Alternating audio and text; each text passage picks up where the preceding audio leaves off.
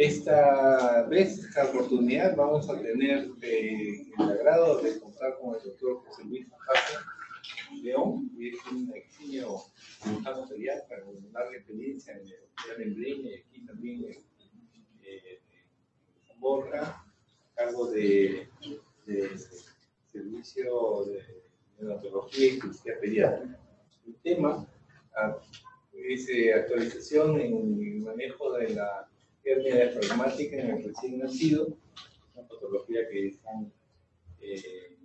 tienen con bastante frecuencia. Y sin más preámbulo lo dejo con el doctor y saludando también a los oyentes de provincia que están a nivel nacional por el sistema de telesalud. Muchas gracias.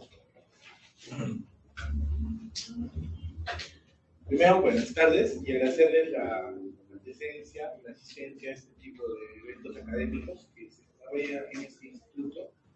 Y tengo el agrado de presentarles el día de hoy un poco sobre la actualización en el enfoque y manejo del recién nacido con hernia diafragmática. Como bien lo dice el doctor, la hernia diafragmática es una patología congénita frecuente que se atiende en la área de UCI neonatal de intermedios, constituidos dentro del marco de un servicio de cirugía neonatal.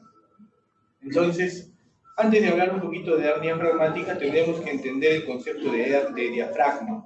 ¿Qué es el diafragma? El diafragma viene a ser un músculo plano que cumple la función de separar el contenido de dos cavidades importantes. Una de ellas es el tórax y la otra es el abdomen. Este límite muscular que se forma en el embrión y que en el adulto o en el niño desarrollado permite desarrollar las funciones de estos aparatos de diferente manera, ¿no? Manejar presiones intratorácicas, manejar ventilación, etc.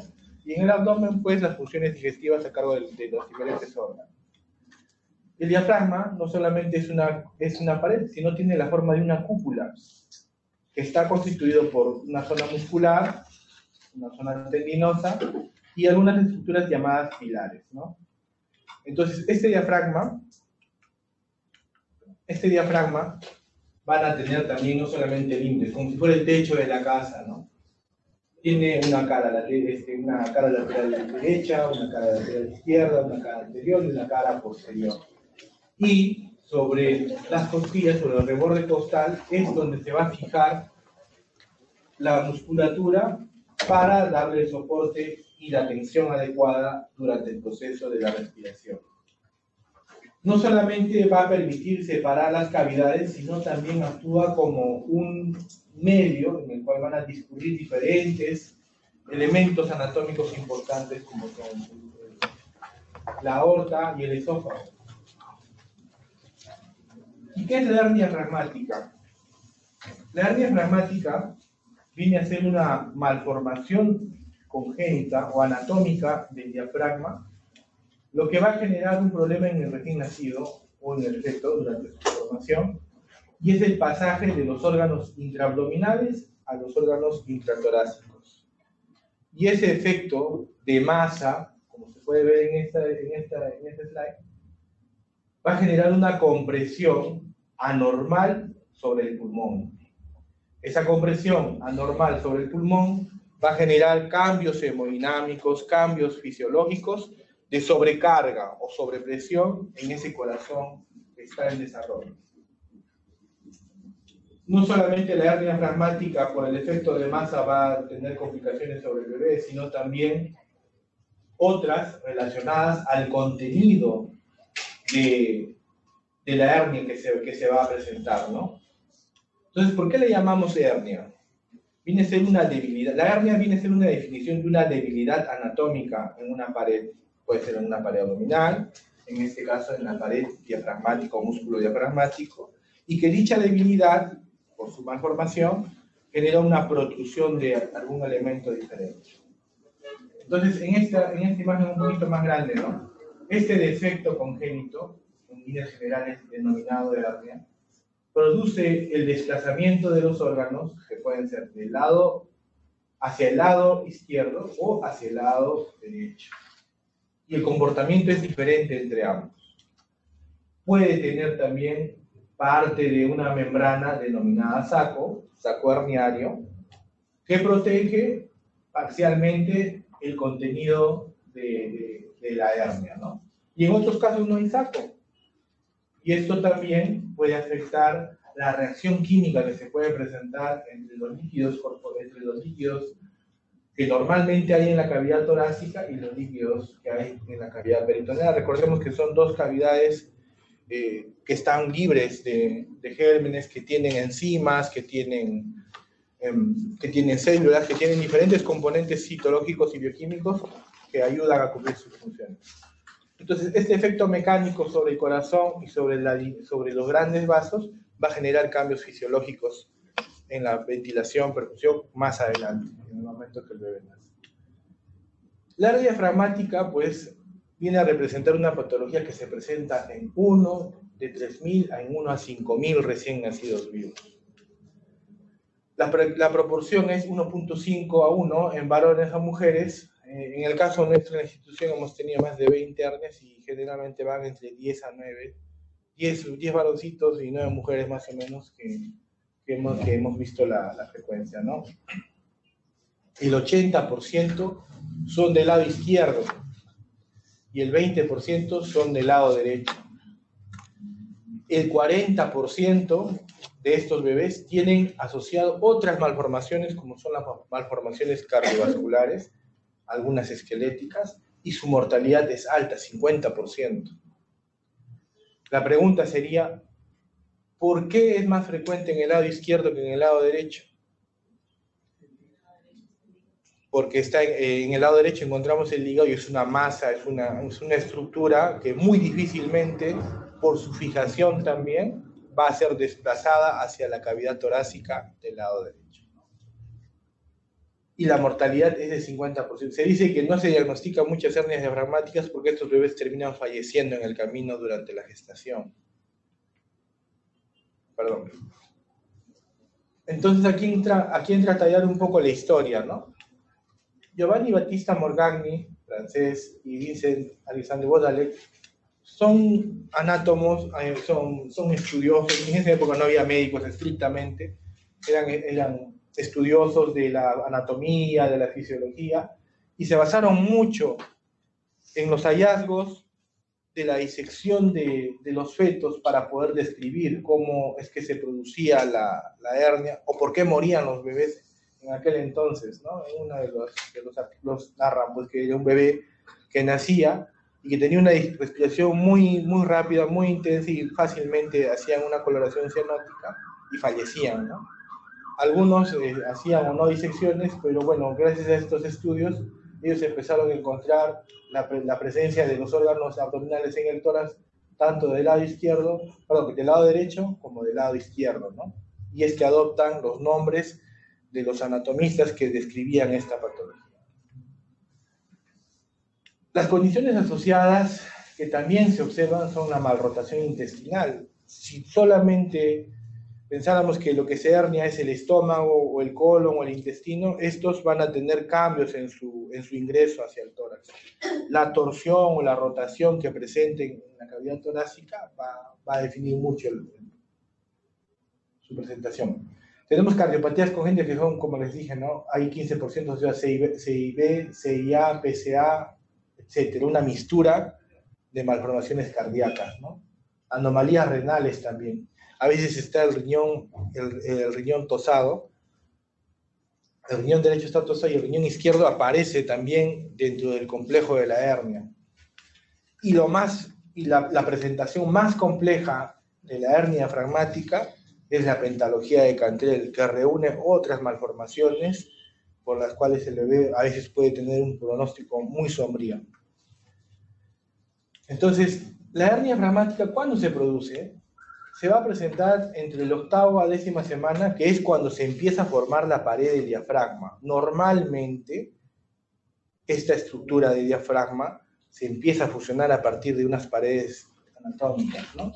Y su mala formación, que vendría a ser la fusión inadecuada de membranas pleuroperitoneales, septum transverso y mesenterio dorsal, que son nombres muy, muy, muy raros, ahorita lo vamos a ver en el esquema, originan esta malformación. Estos son los 4 elementos. un septum, membranas, mediastina y músculos de la pared. Lo vamos a ver en el esquema. Entonces, esto que vemos acá es la parte posterior, esto que vemos acá es la cara anterior, la cara lateral, etc., ¿no? Esto que vemos acá es el mesenterio dorsal. Ese mesenterio o tejido mesenquimatoso es el que va a fijar tanto el esófago como la aorta y los elementos nobles que pasan del corazón hacia la cavidad abdominal. En las caras laterales vamos a encontrar unos procesos, algunos le llaman procesos, otros le llaman membranas, que vienen a ser los que van a dar origen a la membrana pleuroperitoneal, o sea, la membrana que va a dividir la cavidad pleural de la cavidad peritoneal. Y esto va a madurar en el desarrollo hacia músculo y finalmente va a terminar su fusión hacia la línea media. Esto que vemos acá, el punto 2, es el septum transversum, que es la parte más engrosada del diafragma, es la parte más tendinosa, la cual le va a ofrecer rigidez y resistencia al músculo. Es la parte menos móvil, menos funcional, pero le ofrece rigidez y resistencia al diafragma. La mala formación o la mala fusión de estos elementos, de estos 4 elementos, de este canal, también, perdón, acá me estaba olvidando el canal pericardio peritoneal, que es donde va a reposar el corazón, la mala fusión de estos elementos, o la fusión incompleta de estos elementos, tanto posterior como el anterior y de los laterales, va a originar los defectos. Por lo tanto, eso se denominarían las hernias. Entonces, esta imagen es de arriba hacia abajo, para que nos entendamos. Esto es posterior, esto es anterior, esto es izquierdo, esto es derecho, ¿de acuerdo? Las hernias anteriores se les denomina hernias de Morgagni, y este hiato que se forma es el hiato de Morgagni por donde pasa la hernia. Y la más frecuente, la posterolateral izquierda, se denomina hernia de Bosch-Dallet y el hiato se llama hiato de Bosch-Dallet. La pars blanda o la parte muscular, que es esto que vemos acá, un poco más, de un rojo más intenso, y la parte tendinosa, que es donde va a reposar el corazón. Y aquí tenemos los elementos nobles, ¿no? La vena cava, perdón, esto no es vena cava, este es el esófago, este es vena, esófago, y esta es la arteria aorta. Entonces, ¿y cuál es el cuadro clínico que el niño presenta cuando nace y de pronto no estamos en un instituto, no estamos en un hospital? El cuadro de una hernia diafragmática es un cuadro muy aparatoso, ¿ya? El niño presenta insuficiencia respiratoria, usa la musculatura accesoria, presenta cianosis, aleteo nasal, taquimia, incluso podríamos pensar que tiene una taquimia transitoria de recién nacido, ¿no? Pero al no mejorar, y este punto es clave, la auscultación del murmullo vesicular disminuido en uno de los emitórax, me abre la sospecha de pensar algo más puedo encontrar en ese tórax, ¿no? Y ya si escuchamos ruidos hidroaéreos, nos digo qué hacen los ruidos hidroaéreos en el tórax, ¿no? Seguimos con la semiología y de pronto necesitamos otros exámenes, ¿no? Otros exámenes que nos pueden ayudar. Bueno, en hospitales nivel 1, nivel 2, de pronto podría tener una radiografía de tórax que nos puede dar mucha información. Primero, del lugar, si es derecho o es izquierdo, de la posición. Y segundo, de cuán comprometido está el pulmón o el tórax, y el corazón, ¿no? Por el desplazamiento y efecto de masa. Y existen, pues, la imagenología evolucionó mucho en el concepto de cómo diagnosticar la hernia diafragmática. Y en otros centros, pues la resonancia magnética es un estudio que ya desde la etapa fetal se puede valorar qué compromiso tiene o no del pulmón, porque las repercusiones de las hernias diafragmáticas son sobre el pulmón y sobre el aparato cardiovascular, ¿no? Entonces es así que se hace la resonancia a la mamá, y se puede saber si está herniado, por ejemplo, en la cabecita, y este es el polo caudal, y está herniado el estómago, ¿no? Si es el estómago, pensaremos que es la hernia del lado izquierdo, lo más frecuente. Si hay intestino delgado, también puede ser que se vea que es el lado izquierdo, ¿no? Acá está la cabecita, el polo cefálico, el polo caudal, y se ve la protrusión de las asas intestinales, ¿no? En este caso, se ve en este lado es derecho, este lado es izquierdo, el corte es posterior anterior. Se ve que es el hígado el que está protrudiendo sobre el pulmón del lado derecho. Es importante entender que el hígado, la presencia del hígado en una hernia diafragmática señala mal pronóstico.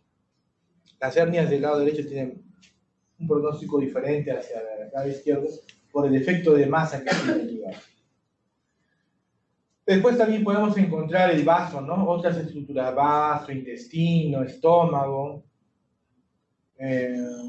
y la decisión de intervenir, ¿no? La medicina fetal también ha evolucionado bastante y ya contamos con cirujanos fetales, que son los ginecólogos que desarrollan estas técnicas y permiten también hacer otro tipo de procedimientos que mejoren mucho la sobrevida de estos pacientes, ¿no?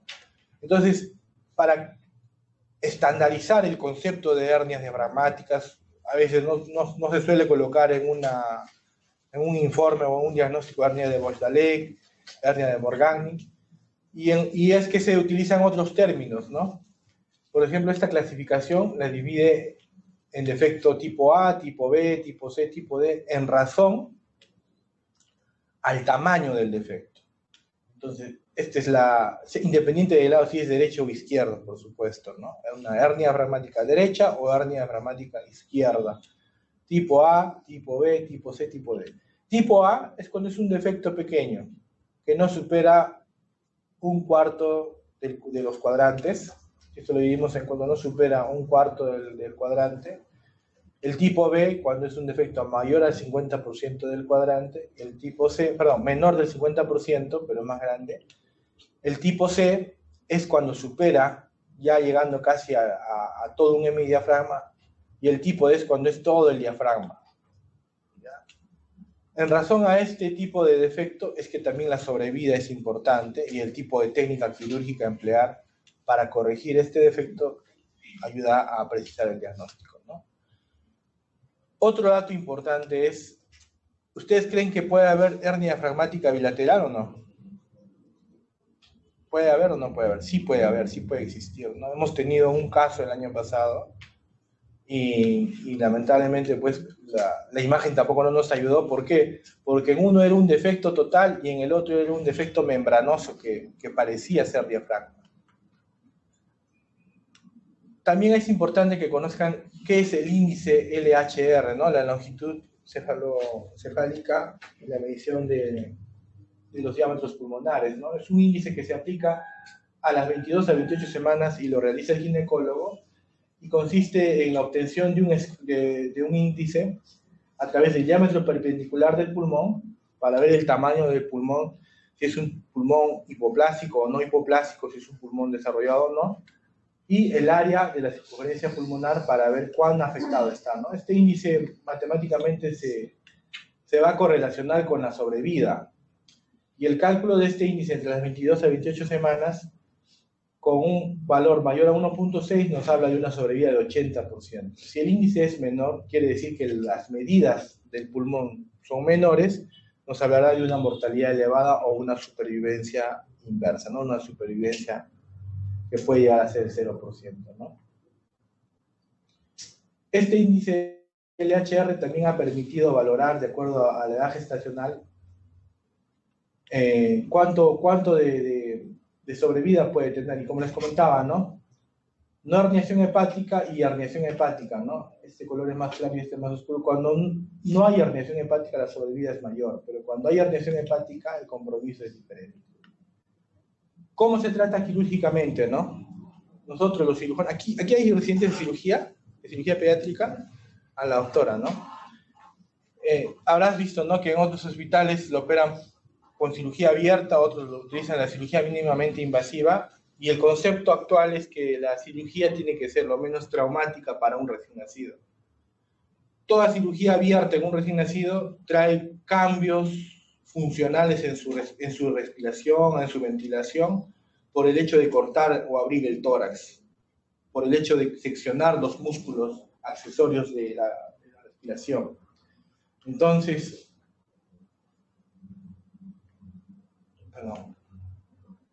para poder operar a un paciente, ¿qué necesitamos? trabajo en equipo. Es muy importante el concepto de trabajo en equipo, porque no solamente es el cirujano el que va a resolver el problema, es también la participación de los anestesiólogos, es importante la participación de enfermería, es importante contar con la infraestructura adecuada para poder ofrecer un tratamiento gold estándar al paciente, y lo más importante, la comunicación, ¿no?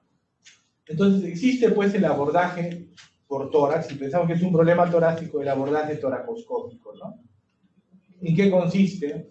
En posicionar al paciente del lado que se va a tratar la hernia diafragmática, en este caso si es del lado izquierdo, la colocación de dispositivos, una cámara de videoendoscopía y material de trabajo para hacer cirugía mínimamente invasiva, ¿no? Como podemos ver en este esquema, lo que protruye en el defecto es el asa intestinal, y con las pinzas se logra la reducción. El término es reducción del contenido de la hernia y el cierre del defecto. ¿Cómo es que cerramos el defecto? Con sutura no absorbible que permita afrontar las paredes musculares, ¿no? Siempre y cuando se pueda realizar. El otro abordaje es el abordaje laparoscópico. Ese abordaje laparoscópico también se puede hacer desde el abdomen y busca identificar el defecto, pero desde abajo, ¿no? Desde la parte abdominal, igual con la misma metódica, colocación de una cámara, material de trabajo, desplazar el hilo y tratar de bajar todo el contenido. La técnica va a depender de la seguridad que tenga el cirujano de dominar la técnica, y segundo, de cuánto anatómicamente pueda ser trabajado, porque si hay dificultad técnica se hace una cirugía abierta. Me vamos a presentar con casos más o menos para entender qué es lo que se puede hacer o no, ¿ya?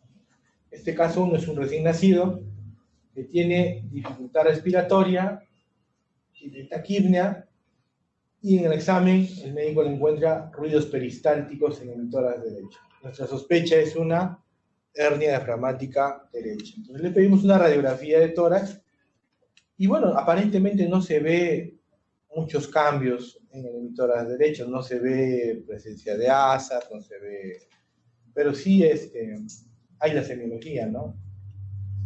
De pronto es el estudio el que no ayuda, pero podemos apoyarnos en la tomografía también. Entonces, las hernias diafragmáticas del lado derecho son hernias más pequeñas, tienen defectos son pequeños, en relación a la clasificación sería como un tipo A o un tipo B, un tipo A generalmente, y están muy relacionadas al corazón por ser anteriores, por lo tanto no se llega a ver en amplitud la cavidad torácica. Y este paciente, con una tomografía, podemos ver que aquí se encuentra el contenido de la hernia, ¿no? No se llega a ver en todo el tórax como en la otra presentación, pero la tomografía ayuda mucho a definir la posición, el tamaño del defecto, y obviamente el imagenólogo podrá ver medidas incluso, ¿no? Entonces el diagnóstico es una hernia diafragmática derecha. Ese paciente se tuvo que estabilizar, se tuvo que estar en monitoreo de UCI, y a los 4 días que impresiona un mayor pasaje de las asas intestinales. ¿Y eso por qué? Porque el bebé en su periodo de adaptación empieza a trabajar el intestino, empieza a haber pasaje de aire también, y el aire también empieza a desplazar los intestinos hacia la cavidad del hemitórax derecho. ¿Y qué hacemos? ¿Cirugía abierta o cirugía laparoscópica? Va a depender mucho de la destreza del cirujano, y cuando no hay pues equipo de laparoscopía y estás en un hospital fuera de estos institutos, se tiene que hacer lo que se tiene que hacer, ¿no? Corregir y hacer una cirugía abierta, siempre y cuando tenga soporte ventilatorio, ¿no? Este es el defecto, como se puede ver, y pasa el contenido intestinal, se hace cirugía abierta, se colocan los puntos y se cierra el abdomen. Pero si el defecto en el lado derecho y tenemos los equipos, se puede hacer vía laparoscópica, bajamos el hígado y bajamos el intestino, y se pueden colocar puntos de contención para poder cerrar ese defecto, ¿no? Entonces las opciones pueden ser cirugía convencional y cirugía laparoscópica. qué pasa si el defecto es grande, ¿no? Si el defecto es muy grande, como el tipo C, deberíamos utilizar o valorar el uso de algunos reemplazos protésicos, como son las mallas no absorbibles o mallas de contacto visceral. Son mallas hechas de polipropileno, el cual es un material que no genera rechazo, que es adecuado para este tipo de defectos, ¿no? Y de acuerdo a la técnica que tenga el cirujano podrá poner puntos separados o hacer puntos continuos, pero lo importante es que esta pared muscular no tenga mucha tensión, porque de nada sirve que el paciente se opere cuando puede haber recidiva, y eso es importante. Todo paciente postoperado de hernia diafragmática puede tener un porcentaje de recidiva de 25 a 30%. El otro caso, el caso 2, una presentación es dificultad respiratoria. En estos casos sí, el comportamiento hemodinámico y ventilatorio es muy notable. Saturación 85%, ruidos peristálticos en el hemisferio izquierdo y un abdomen plano, un abdomen excavado, a diferencia de la otra presentación. Entonces, tenemos ruidos hidroaéreos con asas, incluso hasta llegan a ver imágenes que puede verse un vólvulo. ¿Por qué? Porque el contenido intestinal, como tiene mayor libertad en el hemisferio izquierdo, porque no hay nada que lo detenga, puede torsionar sobre su eje y generar una obstrucción intestinal, una perforación intestinal y un cuadro séptico muy aparatoso que también se ha visto y se ha podido ver en nuestra casuística, ¿no? ¿Cuáles son las opciones para la hernia izquierda? Tenemos aquí el tórax, tenemos el abdomen. Lo convencional, una incisión hacia el lado izquierdo, la reducción de los órganos y el cierre de la pared diafragmática abierta. La otra es la cirugía toracoscópica, donde deprimimos el contenido intestinal y buscamos reparar el defecto con puntos también. Este es un caso especial, es un caso diferente. Es un niño que viene por emergencia, un recién nacido, sospecha de hernia diafragmática por ruidos hidroaéreos.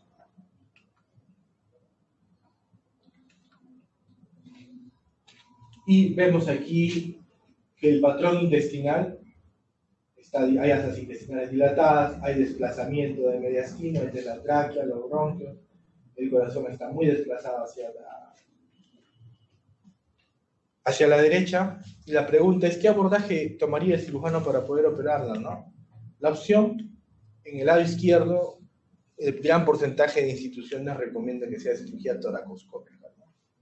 Entonces, identificamos el defecto, este es el pulmón, de la pared torácica, este es el defecto, tratamos de reducir con el material de trabajo, se trata de reducir, en este caso esto es un saco, el saco también se reduce, y estos bordes vienen a ser, este borde que vemos aquí es un tejido diferente al muscular y diferente al tejido tendinoso que tiene el diafragma. Por lo tanto, cuando se hace la reparación, se tiene que tener mucho cuidado de no desvitalizar este borde porque puede abrirse nuevamente. Y la pregunta es, ¿cuándo convertimos una cirugía, no? ¿Por qué a veces entró por una toracoscópica o una laparoscópica y se hizo la cirugía abierta? Una cirugía no debería tomar más allá de 1 o 2 horas con estos pacientes, mayor tiempo operatorio. Acuérdense que el problema es cardíaco y el problema de la hernia diafragmática es la compresión en masa hacia el corazón y la hipertensión pulmonar que va a desarrollar a consecuencia de ello, ¿no?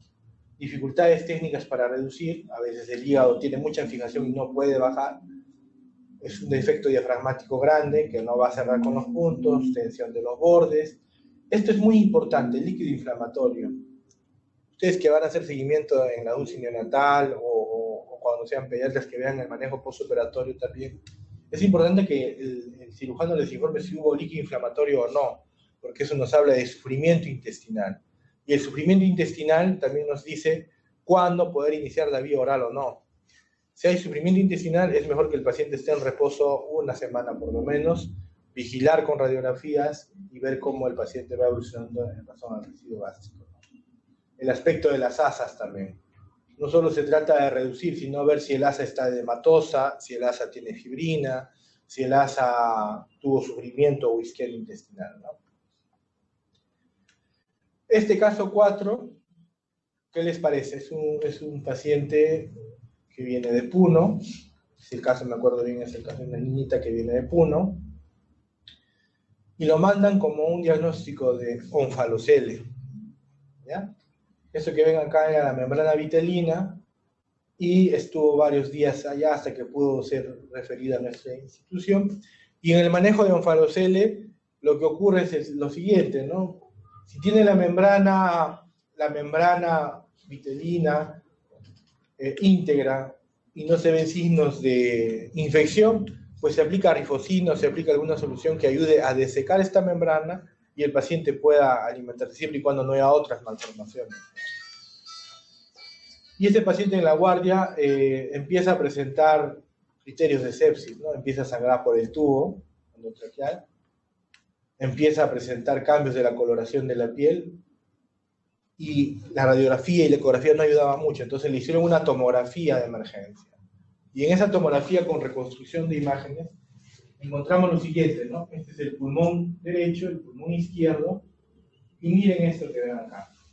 Este es el corazón, la punta de los ventrículos, esta es la aurícula derecha, y esto que vemos acá es un apéndice auricular ectópico. Y ese apéndice auricular ectópico pasaba sobre un defecto de la pared diafragmática. Y además había pasaje retroaórtico de contenido intestinal. Entonces, el paciente se fue deteriorando en nuestras narices, por así decirlo, porque confiamos en que el diagnóstico inicial fue un onfalocele, pero en menos de 24 horas se hicieron los estudios y se encontró que no solo era un onfalocele, era un complejo de malformaciones. En las imágenes laterales se veía pues que había desplazamiento, hasta aquí para arriba es el tórax y de aquí para abajo es el abdomen. Había desplazamiento del corazón hacia el abdomen, una hernia inversa. Había desplazamiento de las asas intestinales hacia la cavidad torácica y el hígado actuaba como un efecto de masa sobre el corazón. Cuando entramos a Sara, dijimos, esto no se hace toracoscópico ni videoendoscópico, se hace abierto. Y encontramos que en el defecto se ven las asas intestinales negruzcas, asas intestinales rosadas, algún patrón, algo conservado, y desprendimos toda esta membrana y era pues una hernia diafragmática compleja, no descrita por los estudios que habíamos realizado, sino con los hallazgos operatorios, ¿no? Y acá se nota un poco. Y esto de acá es la punta de la aurícula que estaba metida en el corazón, tenía latido en esa zona. Entonces estos niños, por las malformaciones que tienen, encajaba dentro de los criterios de un Cantrell tipo 2, ¿no? Defecto de pared diafragmática, ausencia de pared más o menos 90% de pared de músculo, defecto tipo C, defecto de pared abdominal, onfalocele, anomalías cardíacas, apéndice auricular ectópico y malrotación intestinal.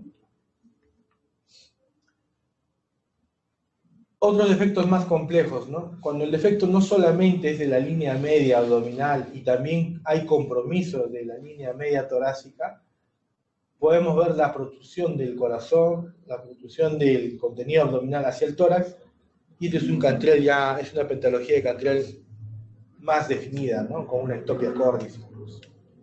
Las medidas de manejo que pueden tener ustedes en hospitales que no sean institutos de pronto, es colocar una bolsa de transferencia y fijarla con apósito adhesivo, para que no se deseque, para que no pierda líquido por la deshidratación y evitar que se perforen los intestinos o la cavidad cardíaca. Entonces este bebé tuvo un diagnóstico, por ejemplo, de recién nacido a término de 40 semanas, una pentología de Cantrell tipo 1, y onfalocele, defecto external, malformación cardíaca múltiple, ectopia cordis, hernia diafragmática. Entonces esas son las presentaciones de estos defectos, que muchas veces los van a ver ustedes en su práctica médica especializada. La fetoscopía es una herramienta diagnóstica y quirúrgica que la han desarrollado tanto cirujanos como los ginecólogos para poder tratar el defecto de la hernia diafragmática. ¿Cómo así?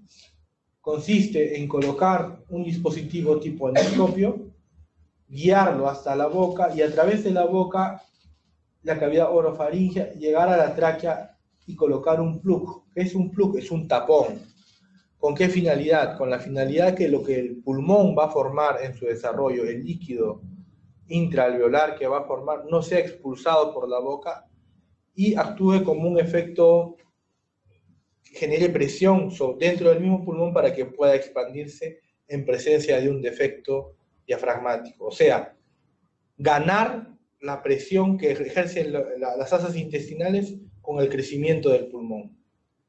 Porque, ¿qué ocurre? ¿Cuál es la asociación más frecuente? La hipoplasia pulmonar. La hipoplasia pulmonar se produce porque el intestino comprimió tanto el pulmón que no lo dejó desarrollar. Este procedimiento se deberá realizar entre las 30 y 32 semanas, pero obviamente el diagnóstico ya se hizo en el primer trimestre, segundo trimestre, y la decisión de realizarla es hacia las 28 semanas, ¿no? Colocar el plug, y el plug va a hacer que el pulmón pueda desarrollarse sin complicaciones por el efecto de masa de la hernia, ¿no?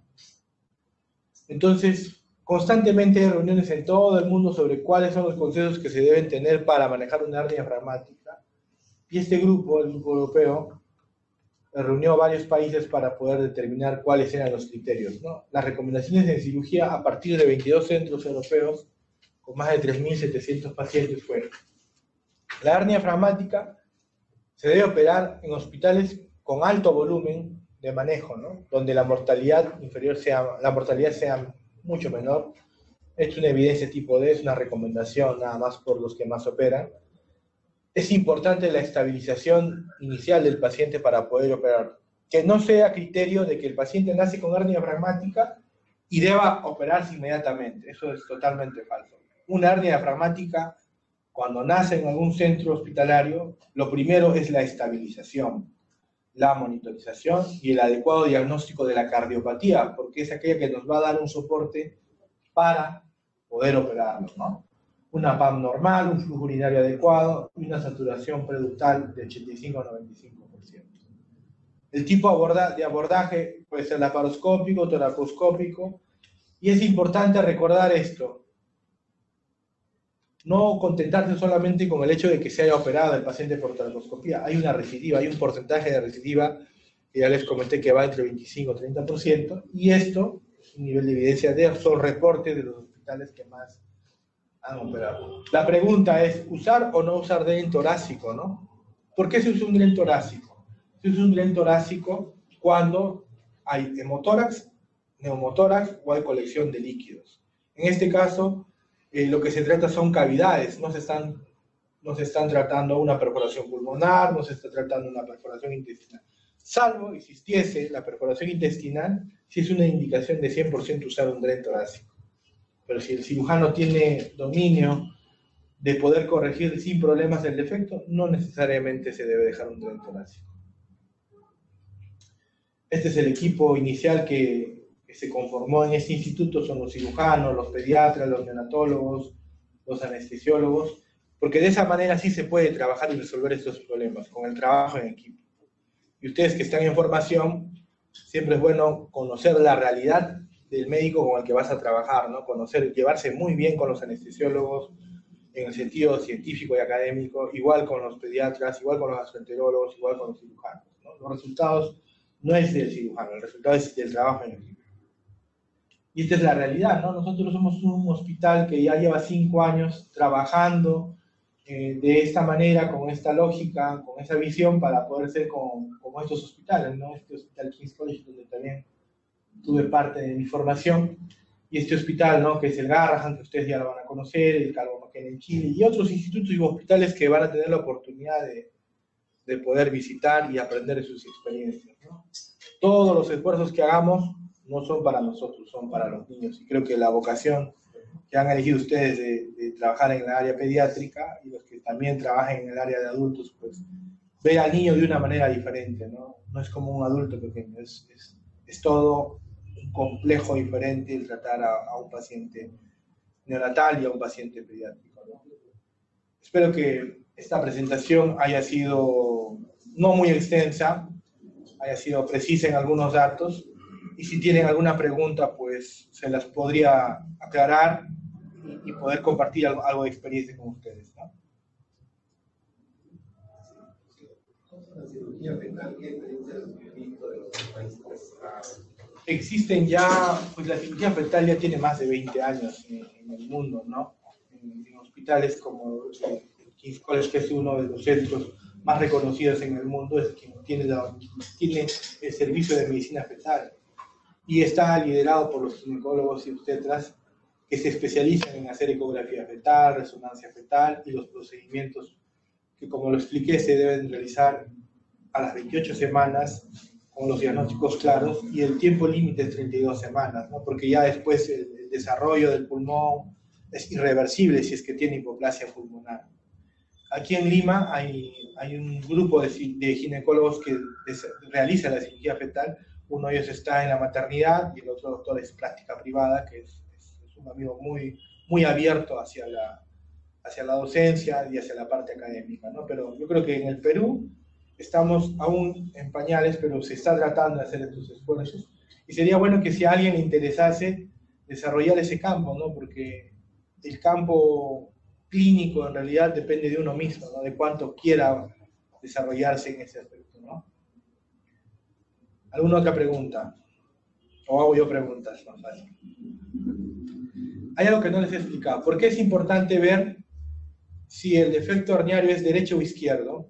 Si es en el lado izquierdo, lo que más se va a presentar son los intestinos y el estómago. Entonces es importante que el bebé, cuando lo quieran trasladar, tenga una sonda orogástrica de buen calibre que le permita drenar y disminuir la presión intraabdominal y la presión intratorácica. ¿Qué es importante? Los accesos venosos centrales. Colocar el catéter del lado donde está la malformación o el defecto para poder visualizar en la cirugía, si es abierta o toracoscópica, ver si el catéter está en buena posición, si no ha generado alguna complicación. Eso es importante. ¿Qué más es importante? Es importante comunicarse bien con el cirujano para saber qué es lo que encontró. Siempre pregunten cómo están las asas, si hubo líquido o no hubo líquido, si le fue difícil o no afrontar el defecto. ¿Por qué? Porque ustedes van a manejar ventilador mecánico, van a manejar presiones intrapulmonares, y a veces ustedes dicen, le tengo que poner mucha pipa al ventilador, le estoy aumentando la presión y no mejora, De pronto es porque está muy tenso ese diafragma y no va a poder bajar los parámetros y va a ser un tema muy largo para poder sacar el ventilador al niño, ¿no? Entonces es importante el sinceramiento también del cirujano, ¿no? Si pudo o no pudo hacerlo. Y siempre es importante también el seguimiento al mes, a los 2 meses, porque hemos tenido sorpresas, ¿no? Cirugías muy bonitas que terminan en recidiva. ¿Y eso por qué? Porque el tejido de ese diafragma no es igual a un diafragma sano. Toda malformación congénita no es igual al tejido normal. Siempre tienen composición del tejido, las fibras de colágeno, la fibra del tejido conjuntivo. El músculo no es igual, es un músculo que no se adaptó, no se desarrolló adecuadamente. Y eso tiene una explicación genética también. Bueno, espero que haya sido de... Adelante, Carla. Doctor, una consulta, sobre todo para los chicos. En nuestro medio de la trascendencia, tenemos muchos hospitales, sobre todo infantiles, donde podemos sospechar este diagnóstico. Pero existe una demora en cuanto al traslado y la referencia del paciente. Este es un hospital que, como entiendo, se está tratando de implementar para este tipo de cirugía. Así es. Lo que es muy importante es el diagnóstico previo y en este caso el equipo multidisciplinario que va a coger, porque nace en Abacá y nace en Cusco, y solamente la referencia, el beneficio de una cirugía de alta complejidad, solo por la distancia y el tiempo, pues, es muy válido. Mi consulta es, estos procedimientos neonatales, pues, un hospital como este, la posibilidad de poder implementar la sala de obstetricia para poder hacer más adelante el tema de cirugía fetal, por ejemplo. Claro, es importante lo que dice el doctor, porque la mortalidad que maneja el país en estas malformaciones es debida al traslado neonatal, el transporte. En otros países el sistema de transporte neonatal y pediátrico está muy desarrollado. Un claro ejemplo es Chile, ¿no? Chile maneja mucho el diagnóstico perinatal y el control prenatal en sus centros hospitalarios alejados es muy bueno, de tal manera que con la sospecha el paciente ya está viajando, la madre, la gestante o los familiares están viajando a centros de referencia donde se puede hacer el manejo perinatológico. Está alrededor del nacimiento del bebé. como ocurría en Inglaterra, pues yo veía los casos de gastrosquisis. La gestante llegaba con el bebé con gastrosquisis a dar parto en el hospital, y en el hospital se hacía la cesárea, se operaba la mamita, y al costado nada más, la sala contigua, estaba el cirujano para hacer la reducción de las asas intestinales, decía el Similex. Esa realidad ya tiene muchos años en el exterior, pero la política, lo que tiene que cambiar son las políticas de salud, donde no solamente ver el problema del momento, ¿no? Sino ver el problema con mucho tiempo atrás, ¿no?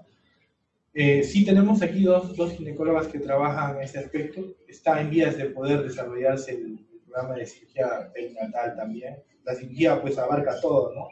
Cirugía fetal, cirugía perinatal, cirugía neonatal, cirugía pediátrica. Pero eso depende de nosotros y estamos en esas vías, ¿no? Este año también se va a desarrollar un curso de transporte neonatal y pediátrico que se está coordinando con docencia, y está también, seguro que ya se promoverá y se hará la promoción para que puedan participar, y están todos ustedes invitados porque es muy importante el transporte aéreo, el transporte en ambulancias, qué es lo que debe monitorearse, qué es lo que se debe, cuáles son las recomendaciones, ¿no? A veces llegan las gastrosquisis, saliendo del tema, y llegan pues a veces terriblemente, el bebé puede haber nacido a las horas, pero llega muy mal coberturado, muy mal hidratado. Recordar que es un defecto, todo defecto abdominal, pérdida de líquido, hidratación. Todo defecto abdominal es una puerta abierta a la infección, cobertura antibiótica óptima. Cuando hay asas de por medio, siempre colocar una sonda orogástrica que ayude a evacuar el contenido intestinal. Acuérdense que si pierde líquido, tenemos que reponer líquido también.